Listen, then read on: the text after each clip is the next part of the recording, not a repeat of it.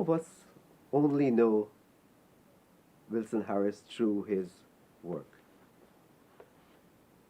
while others are a bit more fortunate to know the man physically and have had interaction with the man. Some of us know him through his work and we think we know the man. But we'll talk about the man and about his work through two persons who are, and I say are, because I think Wilson is here, who are close to Wilson Harris.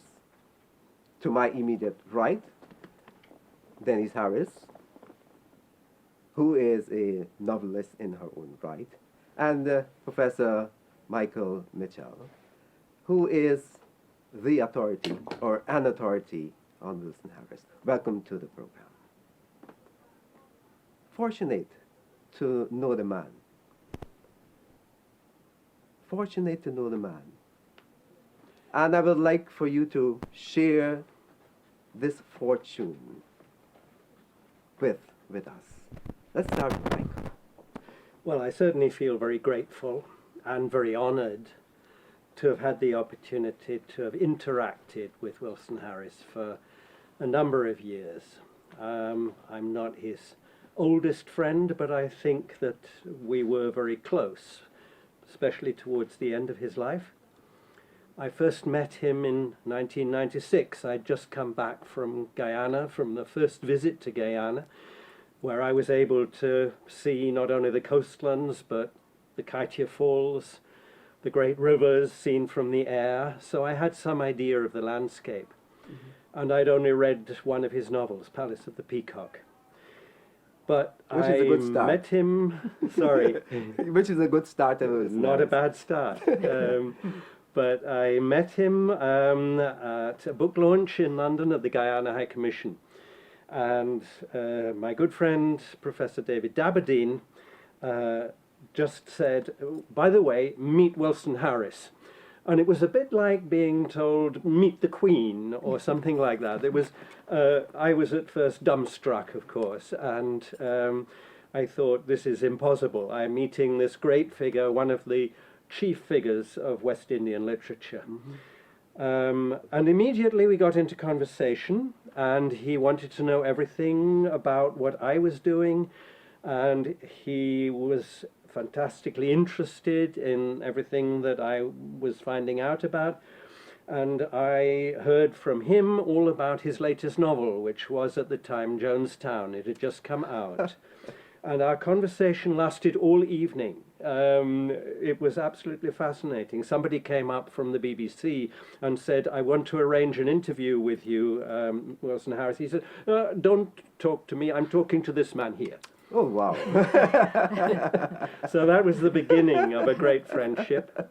And quite soon after, I was invited to his house and met him and his wife there, Margaret, who was a muse for him.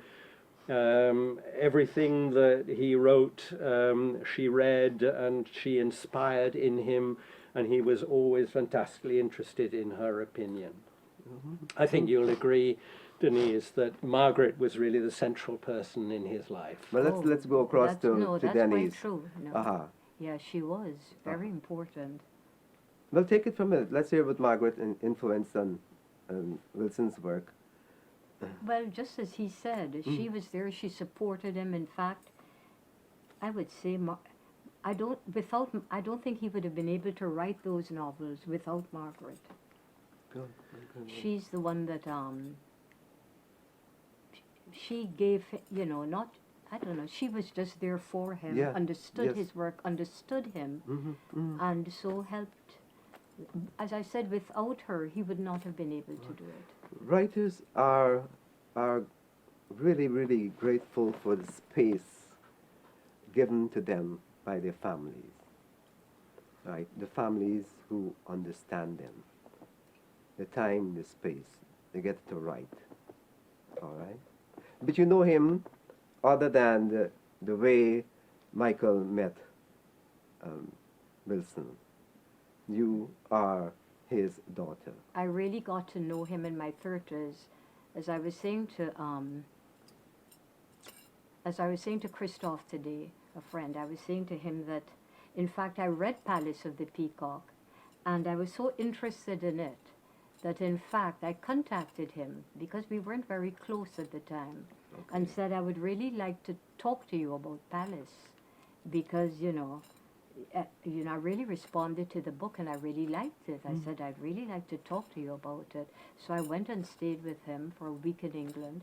And that's how we, basically our relationship just grew. It became so intimate. He taught me so much, He made me look at the world in a different way, a different light. But I really connected to his work. Right. I really Books can did. do that, huh? Books can do that. No, his books really, no. The thing about Wilson definitely was that his books were incredibly important. So although he was very polite and he was very friendly and welcoming, the main interaction with him was when we started talking about his work. And he could talk endlessly and fascinatingly about his work, and he was always very interested in other people's opinion and how other people saw his work, but they expected him to have read it and to know something about it, and then it became a very, very fruitful exchange always about the books. Denise, you are rereading his books now. Right. I've read them before and I'm rereading them again since he died. Why? Okay. Uh-huh. Why? Because you need to read Wilson's books at least. You have to, as you said, you go backwards, you go forward. You have to reread Wilson's books, and each time, at least every time I read them, I find something new. These are not books you close and put down. It's like almost like a unfinished Genesis of it. It's like you never stop reading them. There's no closure to Wilson. I keep going back to them, and each time I read them, it's like, it makes me pause, it makes me stop. It's like, what was it, I think, what's her name? Henna said something about a new planet moving into, she quoted... This is Henna Marcielinek, who was based in Liège in Belgium. Yes. And Henna was the first to recognize the greatness of Wilson Harris as a writer. Yeah. And she helped his career. She was his first critic and in many ways his best critic. We always go back to what Henna wrote about it. We sometimes try and move beyond it. Yes, build that's on the that. idea. Build on But that, but always she was the lodestar of the people who were reading his work and discovering his work and discovering how important it is. Could be said that, in fact it has been said by some critics, that he is the most important writer of the 20th century. Not just because he is a very good writer, but because he introduces that element of the writers of countries in what were used to be called the Third World, countries of different cultures, and particularly here on the South American continent, in the English-speaking part, the way in which these different cultures mixed, and he is, of course, a product of that. He is a product of the mixture of peoples in Guyana, including the peoples of the interior.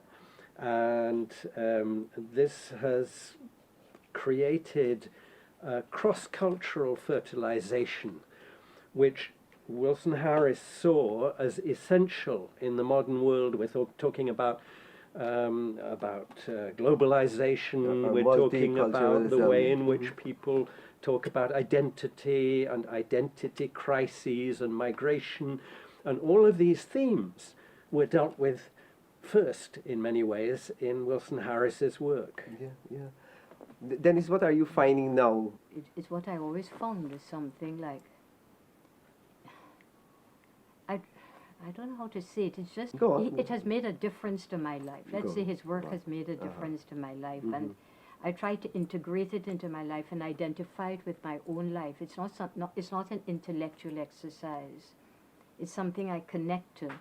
something I can see, something I can understand. Like today I was reading he read something, I read something, but I can't remember what it was. And I remembered I actually said to him, you know, Wilson, you know, this is remarkable. It's the way the way he would speak to me. You know, we would take walks in the park, and you know, every day we would go for walks in the park whenever I visited him. And he would say to me, look at the landscape, Denise. You know, the landscape is a living text. He made me, you know, he taught me to read the light. You know, the landscape is not something that's passive. It's not dead. It's alive. What he did, his books make me look at life through like new eyes, different ways of seeing things. I'm just putting it simply. Yeah. No, but you're adding to the conversation. You're adding to what the expert is saying. No, I like this.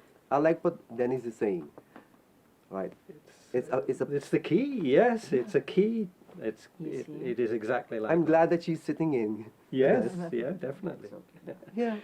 No, it's been a great opportunity to meet Denise again this time. We met earlier and we got on very well, but this opportunity to come to the 38th International Congress here in Guyana this week has meant that we've had a chance to reconnect, and I have another chance to visit Guyana, and we're going up tomorrow, the day after tomorrow, up to Kaitia and over those rivers of the interior again. I'm very much looking forward to that. Yeah. But as Michael said, the books, I don't think his books mattered. So immediately when they're talking, you know, this is why I think I became so close to him through his books, because his books were a part of him. You know, and that makes the difference. And, you know, he would say to me, Denise, you have an imagination. To him, an imagination was, this is why you can understand my books. Yeah. But it mattered to him, and so this is why our relationship grew, because of through those books. Even though I'm his daughter, his books mattered. That's good. That's great. Particularly That's great. after. Tell me, Trees, what are you whispering? go on, Michael. Yeah, well, that's right. Yeah. Particularly after the death of Margaret. Yeah. We both became close to Wilson in ways that were not true beforehand.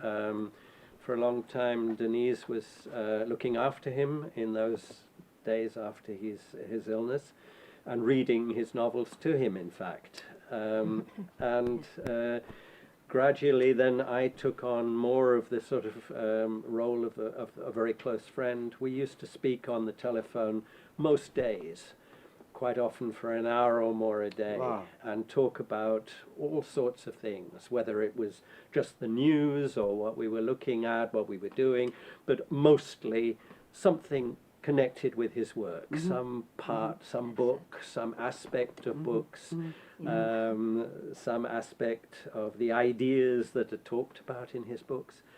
So that's how this closeness developed. Which you know, I came to regard him as a kind of spiritual father. Yes. Yeah, a literary ancestor. Yes. For us. Yeah. Yes, that's it. How he said it. He makes you tilt the field, and then things are suddenly, you know, it's like uproot. What he says, you have to tilt the field, and trees are uprooted, and then you realize objects are not immovable. Well, I think he tilted the field for me. His work. It made me look at things in a different way. Yeah. It has done you good. Yeah. Because you're sitting it's talking. Not as straightforward as we think it is. It's not, you know. There's so many parallel possibility. There's so, you know, he gives me so much hope. Denise, have you seen him at work while he's working during when he was writing Jonestown?